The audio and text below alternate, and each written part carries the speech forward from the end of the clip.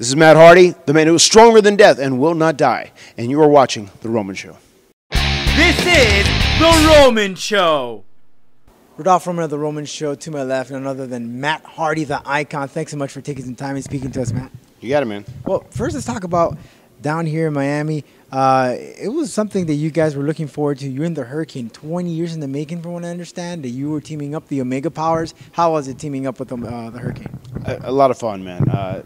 Shane Helms is probably my closest, best personal friend in life, and then as a performer, the Hurricane is such a breakthrough character, a real life superhero, that gets in the ring and does his thing. Nobody can pull it off like Shane does. So it's really cool that I started Omega originally, and he's kind of helped launch this rebirth that just came back. So we are the two founding fathers of Omega, and to get together and be the Omega Powers and have a great match tonight against Carlito and Masters here in Miami, it was a lot of fun. Let's talk about Omega, your promotion, which you're going to have a show soon. You're going to be facing off Tokyo Monster, a guy that you never wrestled off before. I saw some of your promo there. Tell me about that. You wrestled this guy. Why did you choose him? Well, I didn't choose him. Omega chose him because they figured he was a top prospect. They were looking at him. I actually wrestled him last night, and it was a tough match, but I chopped him down to size. I brought Godzilla down, so I was able to get the win when it was all said and done.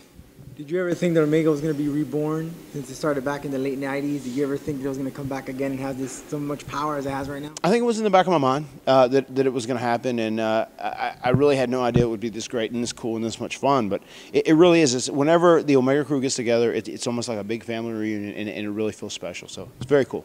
Traveling around in the independent scene, can you tell me about it? Like, what's changed from it since the time that you started? It's just, I think right now the independent scene, especially for performers, is something I really stress to younger guys. I think there's an opportunity to promote yourself better. When we were first coming up, there wasn't such a thing like as the power of the internet that there is now, and social media. That didn't really exist, especially not as powerful as it does now. But I mean, there's a good way to get yourself out there and market yourself as whatever kind of character or persona you want to do. And I think that leads to a lot of options now. I think there's a lot of people, even from Ring of Honor, TNA, WWE, that can lay eyes on you where typically before they couldn't. But now if you do some really creative, different, fun stuff online to go with your character and your performance, you can have big people put their eyes on you.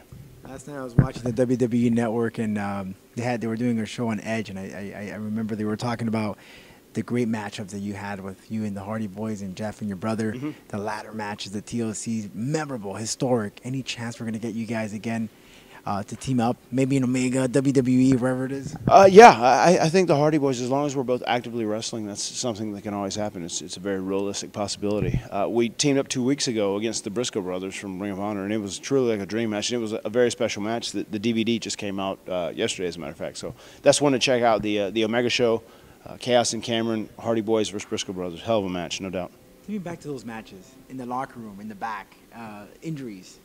Take us back to that, some of the stories. I mean, they were. I mean, whenever human flesh and bone gets slammed into steel, like ladders or chairs or tables, all that stuff, TLCs or cages, I mean, the flesh isn't going to win, and it does. Those matches, they beat you up, they take the toll, and it is what it is. Professional wrestling isn't ballet. Those were very tough, grueling matches, and they definitely took a toll on us. They took time off our career, I'm sure, and they beat us up that we'll feel for many years down the road. But they're also, with that being said, they're also the matches that made us famous, so.